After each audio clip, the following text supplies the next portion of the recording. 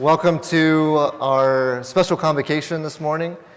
This is hosted by the Westminster Student Association, and it's my pleasure to introduce to you both of our speakers. Dr. VanDrunen, he is our Robert B. Strimple Professor of Systematic Theology and Christian Ethics. If you want additional reading for the topics that we'll be covering today, will be Natural Law and Two Kingdoms, Living in God's Two Kingdoms, a Biblical Vision for Christianity and Culture, as well as essays entitled Calvin, Kuyper, and Christian Culture for the book Always Reformed, Essays in Honor of Dr. W. Robert Godfrey. And he has written on Kuyper and other forums as well. And then Dr. Godfrey, our President and Professor of Church History. He has several online recordings concerning these topics in church history and various lectures with Ligonier, Greenville Seminary, and others. He has written a couple of articles for Outlook and Modern Reformation as well. You can find these topics in those resources. After both have given their views, they'll both present a 15-minute lecture presenting their views, and then after that we'll have a dialogue, and then after that we'll have a short time for question and answers. So please welcome Dr. VanDrunen concerning the Two Kingdom and Kuyper dialogue. Well, thank you. Good to see you here. I hope I sound okay. I'm fighting off a little pesky cold, and I don't sound exactly right to myself, but as long as I sound all right to you, that's all that matters. Let me begin by suggesting one very basic thought that I think would be very crucial for what I'd want to communicate today.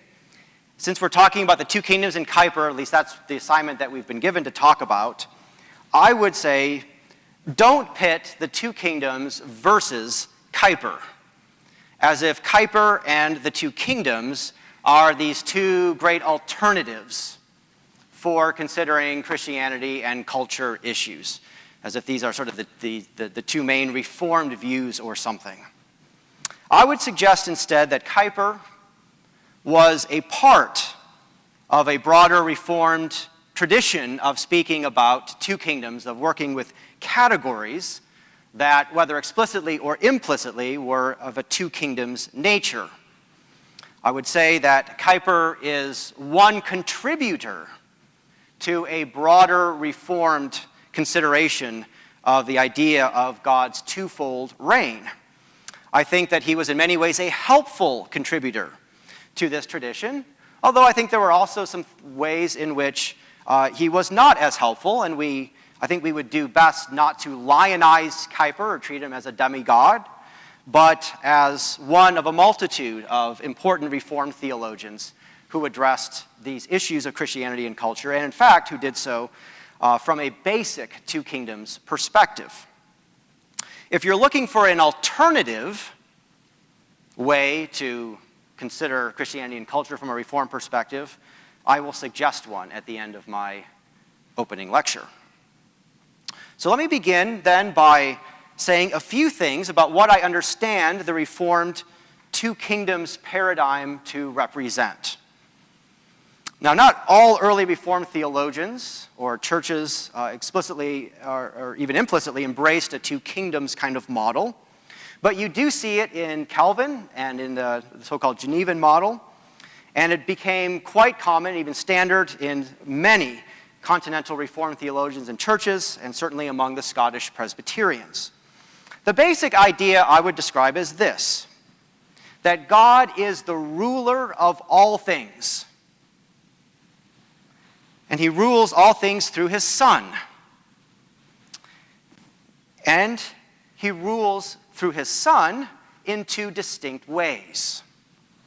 On the one hand, we have a rule of God in Christ that is rooted in his work of creation and the ongoing providential sustaining of this world, in which God establishes this world, the order of this world, has established basic social, cultural institutions of this world for the benefit of all people and all creation. Secondly, that God in his Son has instituted a redemptive rule through specifically Christ, the incarnate mediator, who has come to earn salvation for a people of his own, and through which he establishes his church, ultimately to bring his people to a everlasting new creation. Calvin called the two kingdoms the civil kingdom and the spiritual kingdom. Many later Reformed theologians used the categories of the kingdom of power and the kingdom of grace. I myself have chosen, I prefer using the terms common kingdom and redemptive kingdom. But these different terms are meant to get at some of the same basic ideas. So I would have you note several important aspects of this very basic two kingdoms idea. One, both kingdoms are God's. It's not as if one kingdom belongs to God and the other one belongs to Satan or sinful man or something. Both kingdoms are God's. Secondly, neither kingdom is morally neutral or autonomous. Since they are both God's kingdoms, they are both under his authority and under his moral law. And third, Christians are citizens of both kingdoms. Christians live under and benefit from both God's preservative rule and his redemptive rule. Now, I'd also want to say that this basic two kingdoms paradigm is just that. It's a basic paradigm. It doesn't automatically translate into a detailed public policy. It leaves a lot of room for argument and disagreement about how it gets worked out in our political, legal, economic, and broader cultural lives. So, for example, the early Reformed theologians upheld a two kingdoms view and also believed that the civil magistrate had a role in punishing blasphemy and heresy. And some of them believed that magistrates had a role in calling church synods. Now, I find this application unconvincing and even inconsistent, but I think it's worth noting that the two kingdoms itself doesn't mean any kind of detailed public policy. But why I find this paradigm theologically correct and quite helpful for thinking about our life in the broader world, I would say that when it comes down to it, the thing that I appreciate the most, perhaps, is that it helps us to understand our participation in the broader institutions and activities in this world as both, on the one hand, legitimate, and on the other hand, penultimate. Or to put it perhaps another way, it allows us to understand our participation in the broader cultural activities and institutions of this world as, on the one hand, God ordained, and on the other hand, provisional. And it seems to me that both of those are very important. That God has actually instituted the broader organizations and institutions of this world, and yet they have a penultimate and a provisional character. So let me turn to Kuyper. Now, I'm not aware of Kuyper speaking specifically about the Reformed Two Kingdoms paradigm. It wasn't something that he either directly embraced or directly imposed. But I think that his work belongs to this broader tradition or the broader paradigm that I have just described. Now, let me say, just on a personal note, I used to not think that. When I first started doing some serious work on this issue, and particularly when I started doing some serious reading in Kuyper, I had it in my head that Kuyperian was something different from a two kingdoms model. And I started reading Kuyper with that bias in my head. I mean, it's understandable, because I think that was just the way that it was sort of assumed. And for quite a while, I struggled trying to read Kuyper in that way. And it came to me in the course of a lot of reading and wrestling that I was thinking of things in the wrong way, that Kuyper actually belongs to this broader tradition. You might think that maybe I really wanted, that was the conclusion I wanted to have, and I just tried to find it. I totally did not expect to come to that conclusion, but I did. I think particularly important here is Kuyper's distinction between Christ as mediator of creation and Christ as mediator of redemption. I think that is very similar to the older Reformed distinction between this twofold kingship of Christ. The kingship over creation, a natural, a universal rule, and his redemptive or mediatorial rule, particularly over the church. Secondly, I think Kuyper's distinction between common grace and special grace has some important correspondence to earlier Reformed thinking about the two kingdoms, the civil or common kingdom on the one hand and the spiritual or redemptive kingdom on the other hand. And I'd also want to say that this interpretation of Kuyper that I have offered, and I offer this in several places, but especially in a chapter in my book, Natural Law and the Two Kingdoms, that this interpretation is not unique to me. This is not something I just made up. Even though I really came to it through my own reading, I did discover a number of other scholars who take a very similar reading of Kuyper. And I would mention John Bolt, Jeremy Begbie, Dutch philosopher S.U. Zuidema, Jacob Klapwijk, John Helsley Wood. Some of them don't like this aspect of Kuyper. They think it's too dualistic. But it's interesting that even some people who want to be fans of Kuyper find this in Kuyper, perhaps as a good thing or perhaps as a bad thing. Now, I think there are several ways in which Kuyper makes helpful contributions to a broader Reformed two-kingdom paradigm. I'll just mention these briefly. One, I think that his development of the doctrine of common grace is a helpful complement to Reformed two kingdoms thinking. The common grace idea has been controversial in Reformed circles, to be sure. And I don't agree with everything Kuyper said about it, but I think on the whole, his work on common grace is a very helpful complement to this tradition. Secondly, I would say that his grounding the idea of common grace in the Noahic covenant is very helpful.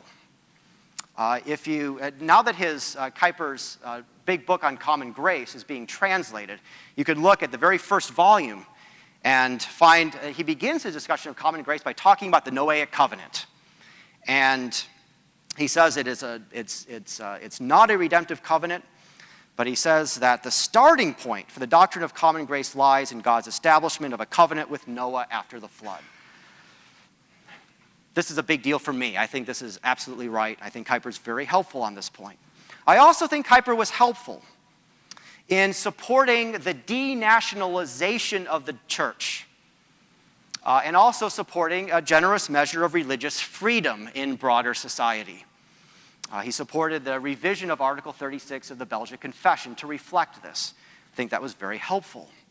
I also think his idea about sphere sovereignty is, on the whole, rather helpful. I think it helped to focus the Reformed tradition, the Two Kingdoms tradition, away from simply on the state and towards other institutions of civil society. Now, at the same time, I think there are things about Kuyper that we need to think critically about. And I'll just mention these very briefly, and if you're not familiar with Kuyper's work, it might not make a whole lot of sense, but I do want to say them, and maybe we can talk about these later. I find some of his language about the Christianization of society or of a nation to be confusing. I think his emphasis upon Christianity as a worldview is problematic in certain ways. That needs to be considered critically. There are some oddities in his ecclesiology, particularly the way that he argues for the organic church as more fundamental than the institutional church. I have doubts about the pillarization of Dutch society that Kuyper's work promoted. I also have some problems with some of his over-the-top political rhetoric. You know that Kuyper ran a political party I know it's very hard for Americans, at this moment in history to believe that political rhetoric could ever get over the top or out of hand. But I'm afraid that Kuyper engaged in some of that in ways that were not helpful. And finally, I would say that if you haven't read James Bratt's biography of Kuyper, which just came out a couple of years ago, I'd encourage you to do that. That's a very interesting book. It's a good read. And one thing I'd say is that Kuyper doesn't always come out as the most pleasant person. I think that's fair to say. But I mean, Dr. Godfrey isn't the most pleasant person always, and we all love him, so it's not necessarily meant as a criticism. But he was a genius, and geniuses are not always the easiest people to work with, and maybe a reason to remember that Kuyper was human and needs to be treated as such. Well, I would conclude here. I think my 15 minutes are coming to an end, and I would say that if you really want an alternative to the two kingdoms idea, you're not going to find it in Kuyper. Kuyper's part of that broader tradition. I would say that the real alternative lies in what I would call contemporary neo-Calvinism. And I have, in a lot of my writings, I have suggested books like Albert Walter's Creation Regained or Cornelius Plantinga's Engaging God's World as examples of this contemporary neo-Calvinism. And I don't single those out in any disrespectful way. I think those are, in many ways, very, very good books that set out that paradigm in a very compelling and engaging way. But they, maybe we can talk about this later, set up what I think is a quite explicitly one kingdom way of viewing the world. And speaking of all activities and institutions as belonging to the one kingdom, making all of work kingdom work, and promoting the redemptive transformation of all of life. With that, I will close and hand things off to Dr. Godfrey. Thank you, David, for an excellent beginning. Thanks to the Student Association for arranging this profitable time. I have modest goals. My hope is to lionize Abraham Kuyper and transform David VanDrunen. I come because this is an important topic, and I come as a historian, reflecting on it as historians do, trying to look at the distance and movement of ideas and how they're shaped, and I come as an interested student, not as an expert like Dr. VanDrunen. So I hope I know my place, which is in part to provide comic relief. In that interest, I would like to say I am the real David here, not Professor VanDrunen. He's the Goliath.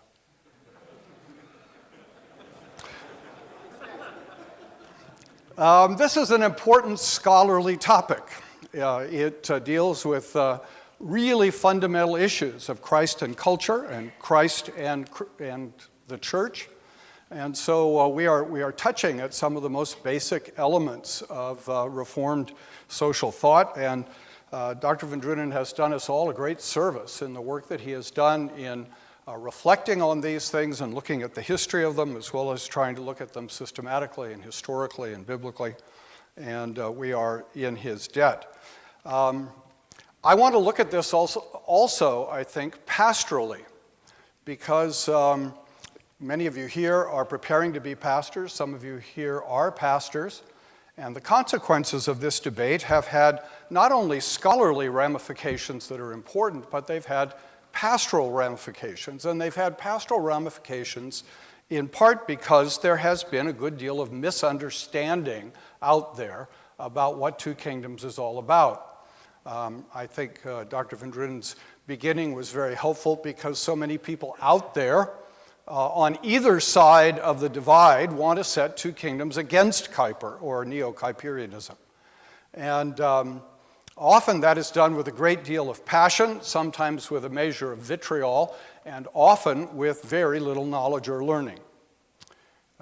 My son was in a car with somebody who was vehemently opposing Two Kingdoms, and my son asked, have you actually read anything on Two Kingdoms? And the answer was no, he hadn't, but he knew it was completely wrong.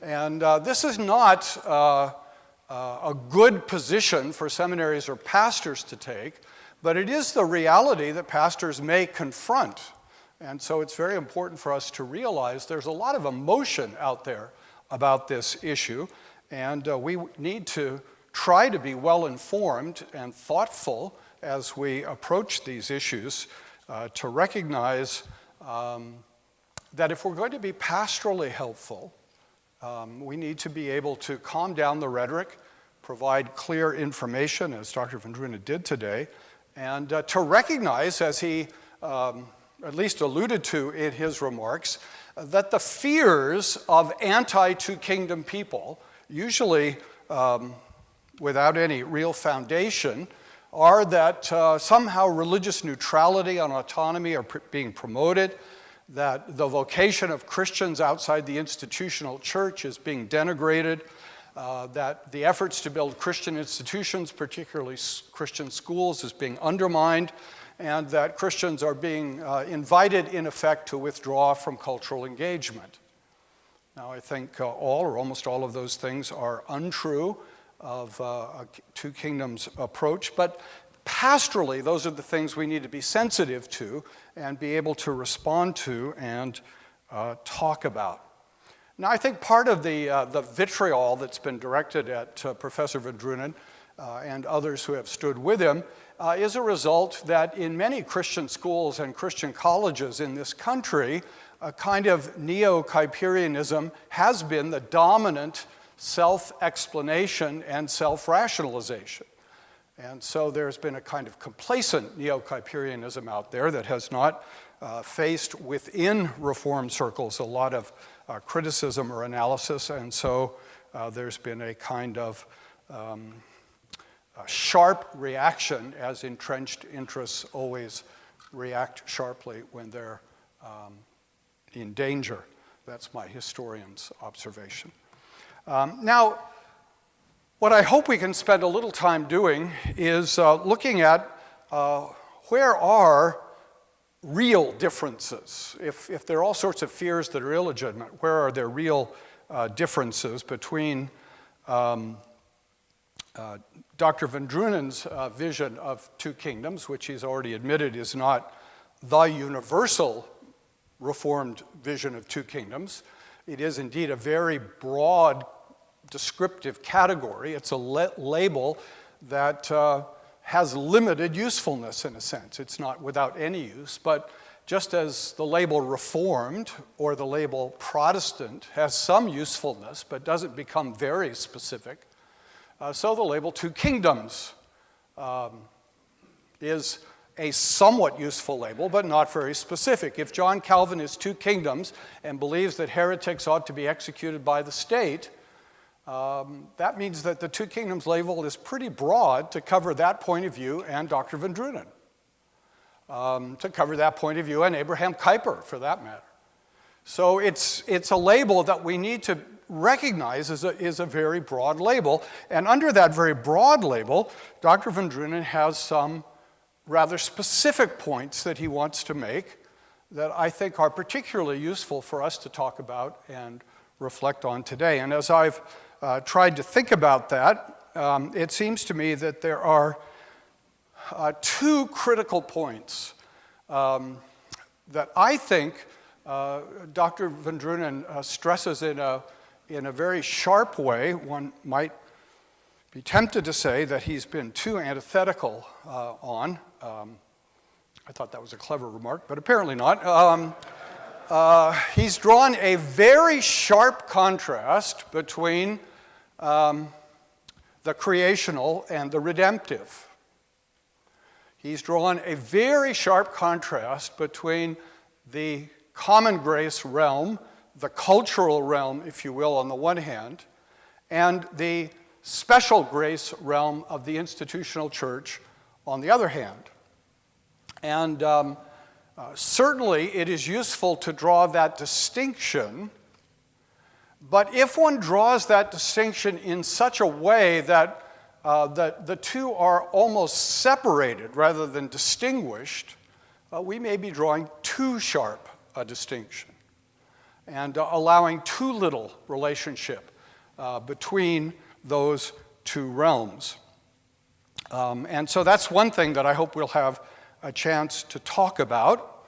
And I think closely related to that conviction of Dr. VanDrunen is his assertion that nothing of human cultural accomplishment in the common realm will be taken over into the new heaven and the new earth.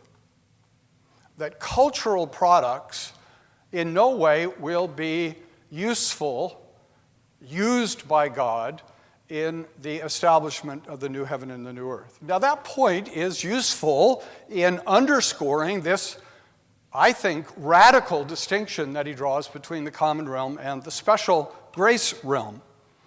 But I think it's overstated, and I think it's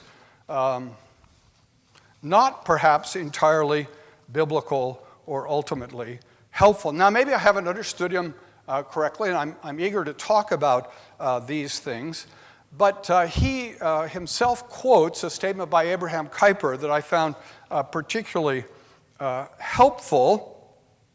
It's always easy. It's easier to read people who quote Kuyper than read Kuyper himself, because there's a lot of Kuyper, and so any help in reducing the amount of labor is a good thing. But Dr. VanDrunen quotes Kuyper to say this: "The institute of the church does not cover everything that is Christian. Through the lamp of the Christian religion only burns within that institute's walls. Its light shines out through its windows to areas far beyond, illuminating all the sectors and associations that appear across the wide range of human life and activity. Justice, law, the home and family, business, vocation, public opinion, literature, art and science, and so much more are all illuminated by that light." And it seems to me that that's true. It seems to me that that's almost self-evident, although I may be revealing myself as a complacent neo-Kuyperian by saying that. It seems to me the light of the Christian religion, the special grace of Christianity, does shine into every area of life in such a way that makes a difference. Now, I don't have any trouble with saying the language of redemption is not helpful there. That to say we are going to redeem politics may not be really helpful. But I think to say the light of the gospel ought to change politics as Christians have influence in politics is not too much to say. Now, maybe Professor VanDrunen would agree with some or most of that, but I want to press a little harder on his sharp distinction between the institutional church as the realm of special grace and everything else as the realm of common grace. And I want to press that particularly relative to the family. It seems to me this may be the institution of society where we can most clearly see whether we want to make a sharp and complete distinction between the realm of common grace and the realm of special grace. The family is part of the common kingdom, the civil kingdom, however you want to label it in Professor VanDrunen's analysis. And what that means is that in the first place, and here of course we agree, that the family is an institution that Christians and non-Christians in certain ways share in common. You don't have to be a Christian to have a family. That being said, however, we have to ask, is the family then a common institution in sort of every way? It seems to me that the Bible says, no, it is not a common institution in every way. If it were a common institution in every way, how could Paul talk about the children of Christian families as holy?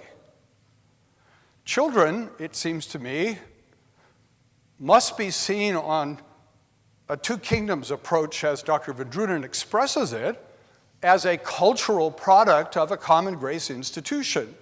And cultural products of common grace institutions are never taken over into the new heaven and the new earth. But if that's true, isn't the new heaven and the new earth empty? What populates the new heaven and the new earth? To be sure, the elect, to be sure, the redeemed, but the redeemed are those who are born into families. And the redeemed who are born into families are called by the apostle holy. In fact, even the unredeemed born into Christian families are called holy by the apostle in 1 Corinthians 7:14. So it seems to me that when one looks at the scripture, these lines between the common and the special, which are helpful to a point, are not as radically separated as Professor VanDrunen seems to do. We might look at other areas to think about that. What about the Sabbath? The Sabbath is a creation ordinance. The Westminster Confession of Faith says it is binding on all people. And yet the Sabbath is clearly also a redemptive institution. If it's a creation institution and a redemptive institution, must the protological and the eschatological be kept so radically and constantly distinct? I think it'd be also useful, if we had enough time, which we probably won't have, to talk about Kuyper's idea of the organic church. I think it is an interesting idea, and I understand it can be a problematic idea. I don't think Kuyper intended by it, although ideas have unintended consequences. I don't think Kuyper intended to reduce the importance, the centrality, the value of the institutional church, and I certainly agree with Dr. VanDrunen in his labors to highlight and emphasize and praise the central importance of the institutional church. But it seems to me Kuyper is on to something when he says, isn't there more to the church when we see it being described in the Bible than what is contained simply in the institution of the church or even in the idea of the invisible church as the reality of all the elect? For example, and I hesitate to quote Ephesians with Professor Baugh here, who now knows everything about Ephesians. But when Paul says in the end of chapter 1 of Ephesians that the church is the body of Christ, the fullness of him who fills all in all, it seems to me a little difficult to confine that statement either to the institutional church or to the invisible church. That's the kind of thing I think Kuyper was saying is that light that shines out. It shines most brightly in the institutional church, but it also shines wherever Christians are present and active. And another issue we might talk about, although I'm sure I'm out of time, but thankfully I didn't really look at the clock when I started. Another issue that we would want to talk about is there a danger in many kinds of two kingdoms theologies of seeing Christian activity outside of the institutional church simply in individualistic terms? One of Kuyper's great contributions, it seems to me, is as he saw the medieval world coming to an end, a world of struggle between the institution of the state and the institution of the church, to say that in the New World, that Kuyper was confronting the dangers of tyranny would be the tyranny of the state on the one hand, where he spoke prophetically of what seemed to have happened later in the Soviet Union, or the danger of the tyranny of the individual, which seems to be the situation in which we find ourselves today in the United States. And what Kuyper tries to do with his fierce sovereignty is to say, it's not just state or individual, but God in his wisdom has established any number of institutions, each with their own internal structures and authority, and each with their own individual responsibilities ultimately to God alone.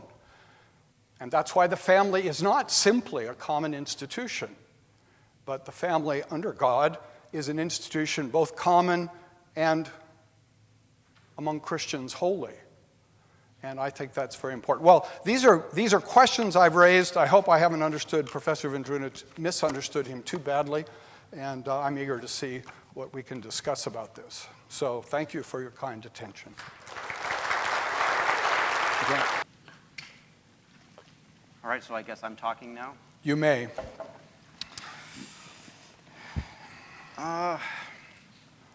I probably shouldn't try to respond to everything that you said you'd like to talk about. No, we can do this again. That doesn't sound like much fun, but let's see.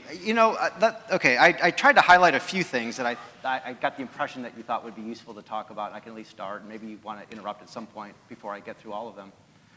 I guess I think when you began to identify two critical points, you referred to the sharp contrast between creation and common grace, and on the other hand, special grace, redemptive realm. And then you would refer to things like later on radically separated and things like that.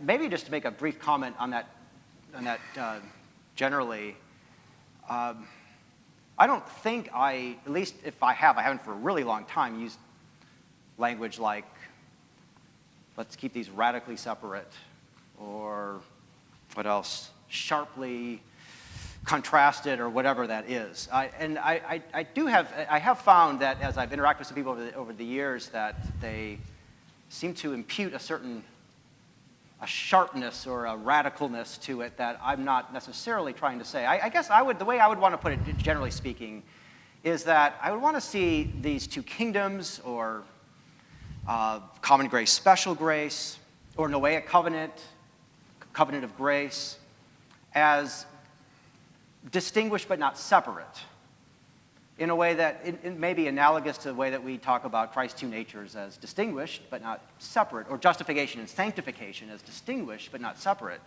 If we don't properly make the distinction, or even if we start blurring the distinction, we're going to run into some theological problems. But they are meant to be held together, and I would say these two kingdoms or two covenants, it's part of the one plan of the one triune God. And so I guess I would say I'm not really consciously trying to create a radical separation or contrast. And if that's the impression that I give you, then, well, I mean, that's worth talking about. But I guess that's one thing that I would want to say just Could I just read this quotation from your book on living in the two kingdoms? You say, a kingdom now advancing through the ministry and life of the church, and one day to be revealed in consummate glory, apart from any work of our own human culture. So that sounds like a pretty radical contrast to me. Not necessarily a separation, but I guess what I'd like us to talk about is how that works out in the family and how we understand the family. If the family is part of our own human culture, if it's part of common grace, then how can Paul call children of Christians holy? Yeah. I guess, if you want to focus on the family for now, I think focus on the family. I guess I would. Yeah, and you said this up front, and I think this is a place to start, is that the family is, it's grounded in God's creating work. It's reaffirmed in God's common grace in the Noahic covenant, and marriage and family is just as legitimate in those terms for the unbeliever as it is for the believer. My unbelieving neighbor is no more or no less married than I am because I'm a believer.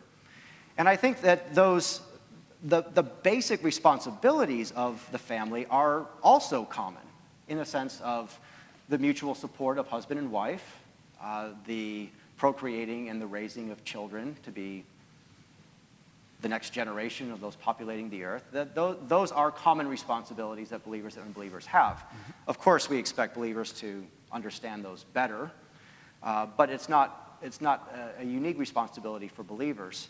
Now, here's where I would say, I wonder if some of, maybe you're forcing a kind of sharp distinction that I would not myself want to advocate on this, is I would say that if we're thinking about the church and the work of the redemptive kingdom, that the church is constantly using and embracing aspects of common human life for its purposes. The church doesn't have its own language, for example. I mean, we here speak English, and the church throughout the world speaks the prevailing language of its communities. We don't develop our own musical styles. We don't develop our own architectural styles. We borrow things from our prevailing cultures. And we think that's all right, and we may have to think critically, obviously, about these things, but we do that. And I wonder if something analogous is like that with the family, is that we recognize that the family is absolutely fundamental for all human life. It's fundamental for all other human institutions. That's true for the state. It's also true for the church. And I think without a doubt, the Scripture presents Christians with special responsibilities to marry in the faith, to raise children in ways that are consistent with the faith, and to pass that along. And that we as the church recognize that when believers participate in families and have children, that those children are to be regarded as part of the covenant community and baptized and educated accordingly. I guess what I would ask is, does that make the family something other than a common institution? Yes, I think it does. Well, I guess I would say...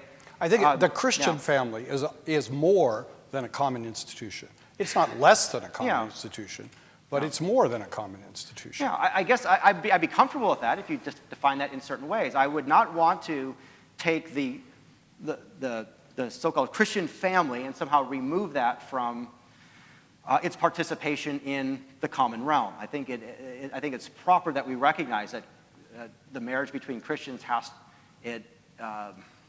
it's recognized as the same sort of institution as the marriage among unbelievers for purposes of civil society. But I wouldn't argue that there are some special responsibilities, certainly, that go to family of Christians. You know, I really am not trying to press this to just be obnoxious. I'm really curious how you think about this. If children are the cultural product of the family, I mean, that may not be the happiest way of putting it, and therefore a common product, how can they ever be described as holy when only the institutional church and its redemptive activity is holy? Well, I guess what I'm inclined to say, top of my head, is that the reason they're holy is it's not strictly speaking the family. The reason that they're holy is because they participate in the covenant, and we regard them as members of the church. That we don't separate. It's not as if we just look at the family itself. It's that as by virtue of being the children of Christian parents, or even one Christian parent, those children are members of the Church of Jesus Christ, and they're baptized as members of the Church of Jesus Christ. But they're part of the Church of Jesus Christ because of their participation in a Christian family. It's the family that connects them to the church, not their present faith, not their present regeneration, not even their baptism, because most Reformed people have argued that they are to be baptized because they're holy. So it's purely that they are a product of a Christian family, that they are holy. And therefore, it seems to me the family at that moment participates in a redemptive holiness that it seems to me you're saying, when you overstate it some, can't be true, because it's a common product that has nothing to do with the special grace of God. I think you're putting some words in my mouth when you say it has nothing to do with it, because I don't say it has nothing to do with it. I mean, I think there's all sorts of ways in which common institutions have things to do with the church. Are there all sorts of ways common institutions are holy? No, I would not say that. But then I come back, then how can it be that the children of a common institution are holy? Because God has ordained that Christians of believing parents are members of the church and ought to be baptized. It seems to me that if anyone's making the separation, it's you right now.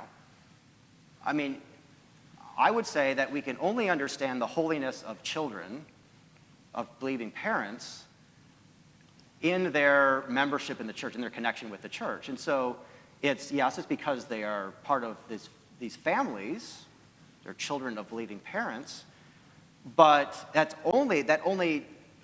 still only baptized insofar as they are members of the Church of Jesus Christ. It's the church that baptizes. It's not Oh, Father that absolutely, baptizes. absolutely. And so it seems like I guess I'm not sure what you're driving at quite exactly at the moment, or what's the bigger point? My proposition is a very simple one. The family is a common institution. They produce common cultural product, namely children.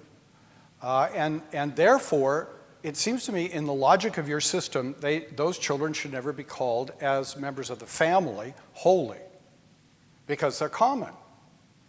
But in fact, Paul calls them holy, which leads me to think, this is why I'm drawn to Kuyper, because I think sphere sovereignty really is a position of multiple kingdoms.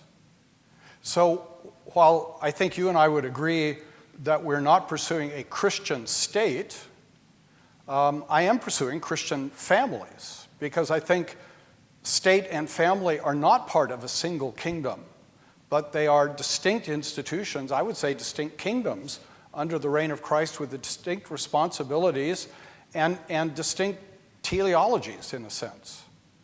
So the new heaven and new earth are going to be full of people who got their beginning as cultural products of a common institution.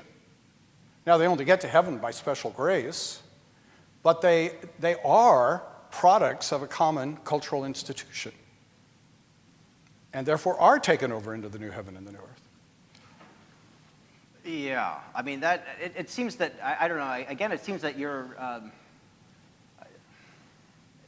arguing with something a little different from what I've argued. I mean, when I've argued that cultural products are not taken over into the new creation, maybe I can clarify that, and this may be getting a little far afield from the family issue, but maybe it's time we talk about some other things as well. I would say that what I've tried to argue, and I think I could have been more clear than what I say in Living in God's Two Kingdoms. I tried to clarify it in class. Is that Scripture only promises the direct continuity of one particular thing between this current creation and the new creation, and that is ourselves. That is the resurrection of our bodies. Right? That I do think that there is. I don't think it's going to be a creation ex nihilo. I think this present world is going to be consummated in the new creation. But I would say there's no promise of any particular thing in this world other than ourselves as being taken over. There's no promise that the non-polluted river is going to be made new, or that a particular work of art or a particular work of music or a beautiful table or a beautiful glass is going to make its way into the new creation. In a way, I'm kind of agnostic. I'm not saying absolutely it can't, but I'm just saying we don't have any promise of that. Now, I think it's curious that now, that's not to say that what we do here and now in our broader common life is not relevant for who we are and what kind of people we're going to be in the new creation. Obviously, we're shaped in countless ways, not only by the families we live in, but by the sort of work that we do and the sort of political communities we live in and the sort of artistic life that we engage in. And certainly those things are going to shape us and will continue to have shaped us when we're in the new creation. And certainly God takes account of all that we do. And on the last day, we have to give an account for the things that we've done in all different areas of life. So my comments have been aimed at the sort of cultural product sort of thing, the things that we create, not having promise of those things being with us, over against some particular arguments from certain neo-Calvinists. So I'm just not sure how that argument relates to the point that you were making earlier, that we're going to be in heaven as a product of a family. That's true. That's part of my family, is part of what defines me. Although at the same time, I recognize that we're not. Marriages end at death, and there's no more marrying or being given marriage in the new creation. So we're not going to be living in families the way we live in families now in the new creation. No, I think there's an important point of discontinuity there. I think that's true. I think there are points of discontinuity, but my point is that I think there are also points of continuity. And I don't think I'm overstating some of the ways in which you have drawn a sharp contrast. I do think it's helpful, as a historian, to be reminded that your dialogue partner in some of these sharp contrasts is particularly Neo-Kuyperianism, where I think you're absolutely right, that when they talk about, environmental ecology redeeming the natural world, that's not a helpful way of speaking. And I think you're right that even Kuyper at times could use that language. But I think at the same time, while it's useful to distinguish the common from the special, I think there is a danger of separating them too sharply. And I would say that especially to seminary students. I've heard some of you with difficult social questions saying, well, two kingdoms solves that. Two kingdoms as a slogan doesn't solve anything. It doesn't even communicate anything. And we have to be very careful about that. It does seem to me, when we think about the political realm, for example, I was trying to think of examples, and we're quickly running out of time. I think in the West, Christianity at times, unfortunately not all the time, but at times has been a light in the political realm against slavery, for example. I don't think you can argue that any text of Scripture outlaws slavery absolutely. But I think when Christians have thought about what it means to be a light in the world, and when Christians have thought about what it means to do unto others as you would have them do unto you, it began to dawn on them that slavery is not an institution anybody would want done unto them. And therefore, I know the Student Association probably wants us to stop and have questions, but you've been asking me a lot of questions. I want to just ask you, it's not necessarily asking you, but maybe clarifying and you can respond, but you quoted Kuyper. You actually borrowed from me, so I was doing your dirty work for you and I appreciate digesting it. Kuyper I gave for you credit. I gave you credit. I know. That's good. I appreciate that. And about Christianity illuminating all areas of life, however that quote went. And I guess here's something that I have, and I feel like I've tried to make helpful distinctions. And here's a place where I'd want to make some helpful distinctions. Do I think that Christianity, that Christian truth, Christian faith, should it have a positive impact, say, on the political realm, to use your example? I say, yes. There are all sorts of ways that it should make us more responsible participants in that area of life, without a doubt. And that the light of special revelation should help us carry out those responsibilities better. But here's a point that I would want to emphasize is, does the advent of Christianity, does the death and resurrection of Christ, does it fundamentally change what civil government is supposed to do in this world? And I would say no. And I think actually Kuyper would say no as well. In that Romans 13 looks really similar to the Noahic covenant, for example, that governments have always and continue to be responsible for doing justice, for punishing the wrongdoer, praising the good. Now, of course, needs lots of working out. But I would say that basic function of civil government is not something that's fundamentally changed by Christianity. It doesn't, and that's why I say it shouldn't be redeemed. Christians are responsible, and hopefully we can be better at this, although it'd be nice to see more evidence that this was actually the case. Christians theoretically ought to be better at promoting justice within civil government. But civil government remains a creation common grace, I think especially a common grace ordinance from God. And so that's why I think that where I've tried to make some distinctions here, I think we can affirm, yes, we want to be a light in wherever we are, but it doesn't mean that we're fundamentally changing the nature of the institutions themselves, or that the institutions remain something other than penultimate or provisional. Except the family. But we'll come back. I agree with you, and I appreciated your point that certainly Christians, as they get involved in politics, need to be very wary of not claiming they have the Christian point of view on some political point where the Scripture is not spoken explicitly. I think that's very valid, and I think Kuyper, at his best moments, would have agreed with you on that. I think the interesting question then to move on to is, if we are not able, in the fallen condition in which we find ourselves, to found the Christian political party, which would bring the Christian perspective on politics to bear, as Herman Dooyeweerd tried to write about in The Christian Idea of the State, is it legitimate for us to organize a Christian political party to try to bring to bear the best insight a group of Christians have at this moment in history on politics, hopefully with a measure of humility, saying we're not the Christian political party, but we are trying to think about politics from a Christian point of view?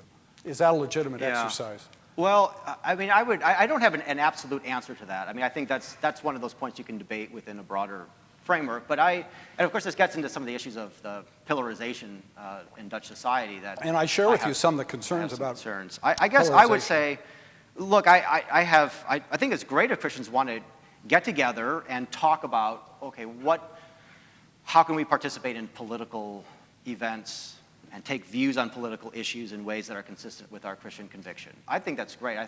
And if that's part of what you were getting at when you're concerned about is sort of an individualization of Christian activity, then I think that's a good point, a legitimate concern. I guess part of I'm not crazy about the idea of Christian political parties. I think it's very hard in the American system, very hard, to make it. It makes more sense in a kind of a parliamentary system that Kuyper was working under. But I guess I would say that I'm concerned that even though I think it's good for Christians to talk with other Christians about what this ought to look like, how we can be faithful, I think that we also have a responsibility, not just a possibility, but we have a responsibility to be working alongside unbelievers in these other areas of life. And I'm concerned that we don't just talk to other believers, that our political activity is not just getting together with people who already think like us for the most part and hashing out details, but I think it's very important that we, as difficult as it is, that we actually have to be talking with unbelievers and thinking about how we form political alliances on certain issues, even when we might disagree, and fundamentally in other issues. And of course, Kuyper had to do the same kind of thing in his own particular way. So I question the wisdom of the Christian political party. I think there are other ways to accomplish the goal of trying to have Christians think together about appropriate Christian political involvement. Do we need to end this? I think the professors that are teaching in the next hour really aren't doing anything important. We could just carry on. It does include me. Oh, sorry. Well, maybe somewhat important. I'm actually lecturing Kuyper next hour.